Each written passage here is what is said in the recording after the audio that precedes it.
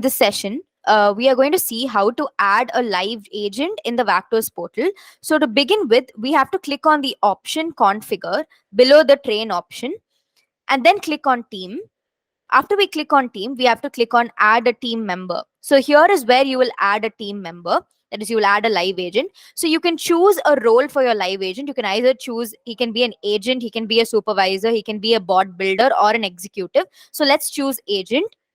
After that, we have to enter the name of our agent as well as his email ID also.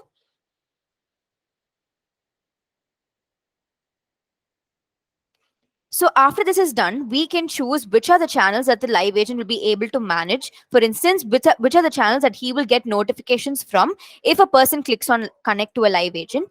And then we have to give the category for the live agent. So he can handle HR, he can handle sales team, or he can handle support or marketing. So it's based on us, whichever we want to assign the agent for, we can choose all of that for him. And then we have to click on invite member. So now an email will be sent to that particular login ID along with the credentials with which he has to log in using the WACTO portal. So instantly you will get the email ID in your portal. So you can either check for the email ID in the spam or in updates if it does not appear in your inbox. So after you click on the email ID, you will get the email to log in as well as the temporary password. So you have to click on the email ID and paste it there in the WACTO's portal.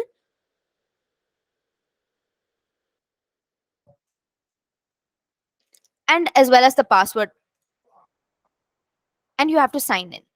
So after you sign in, you will get this particular bot with the agent login present. So if anybody sends a message to sales or HR or support, all of their messages, when they click on connect to a live agent, all the messages will appear over here for the live agent. He will be able to answer all of their queries. Also, all of the queries will appear in his inbox as well. So this is how you add a live agent, and this is how it functions.